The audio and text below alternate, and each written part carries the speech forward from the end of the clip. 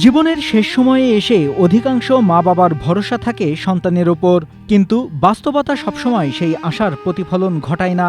এমনই এক হৃদয় বিদারক দৃষ্টান্ত দেখা গেছে এক বৃদ্ধা মায়ের জীবনে। সন্তানেরা মৃত্যুর পর যথাযথভাবে দাফন করবেন কিনা এই অনিশ্চয়তা থেকেই তিনি জীবিত থাকতেই নিজের কবর তৈরি করে রেখেছেন। ওই বৃদ্ধার নাম আয়েশা খাতুন। স্বামীর মৃত্যুর পর দীর্ঘদিন ধরে সন্তানদের অবহেলা ও অনিশ্চয়তার মধ্য দিয়ে দিন কাটাচ্ছেন তিনি। ছেলেরা সম্পদ লিখে নেওয়ার পর এখন আর কেউ খোঁজ খবর নেয় না। বড় ও ছোট ছেলের বাড়িতে কিছুদিন থাকার পর বনিবনা না হওয়ায় বের করে দেন মাকে। পরে স্থানীয়দের সহযোগিতায় স্বামীর দেওয়া ২.৫ শতাংশ জমির উপর ঠাঁই নেন বৃদ্ধা আয়েশা খাতুন। বাড়িতে বাই করে দিছে বেটারা বাবা, ওইটা না আমি আগেই করাছি। তার বাপ মরে গেছে, বাবা কিছু করে নাই, তারা আমি তো করছি না বাবা, ওটা ভরসা নেই আমার বেটা করে, তার বাবা কি কিছু করে নাই, সত্য কথা বাবা। বর্তমানে আয়েশা যেখানে রয়েছেন সেই বাড়িতে বিদ্যুৎ নেই, অন্ধকারে থাকেন। কোনো দিন না খেয়ে দিন পার করতে হয় তাকে। একবারও সন্তানরা খোঁজ নেয় না মা কেমন আছে। কান্নাজড়িত কণ্ঠে তিনি বলেন, এত কষ্ট করে যে সন্তানদের বড় করলাম তারা কেউ দেখতে আসে না। কষ্ট বাবা, দুটো মুরগি পাচ্ছি, দুটো ছাগল পাচ্ছি, আমি না খায় কম ঢুকছি,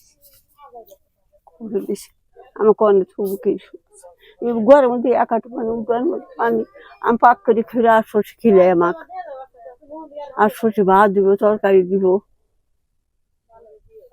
আর খবর করে না। ঘটনাটি ঠাকুরগাঁওয়ের ভুল্লি উপজেলার বালিয়া ইউনিয়নের বড়বালিয়া পাইকারমণি গ্রামে ঘটেছে এই ঘটনা। বৃদ্ধার এই সিদ্ধান্ত স্থানীয়দের আবেগ আপ্লুত করেছে। তারা জানান, আয়েশা খাতুন প্রতিদিন সেই কবরের পাশ দিয়ে হেঁটে যান আর নীরবে মৃত্যুর অপেক্ষা করেন। বুড়িটা কবর খুঁড়ে রাখছে, ছেলেরা দেখে না, ওই জন্য আগে কবর খুঁড়ে রাখছে। কারেন্টও নাই বাড়িতে, অন্ধকারের ভিতরে থাকে, একলাই পাকশাক করে খায়, কবর খুঁড়ে রাখছে। যদি মরার পরে যদি তার ছেলেরা যদি তাকে না দেখে, এলাকাবাসীর কাছে বলে গেছে সবাই মারিয়ে দিবেন, এবং কি কবর পাকা করছে, প্লাস্টার করছে। আর চাউল টাউল যা লাগে এগুলা সব আমাদের কাছে টাকা পয়সা দিয়ে আমরা আনে দিই। 3 ছেলে আছে, তেনার ছেলেরা ওনাকে দেখে না, এবং কি তিনি অনেক কষ্টেই থাকে। তাকে দেখাশোনা বলতে ওনাকে কেউ দেখাশোনা করেই না, মোটের কথা একবারে করেই না।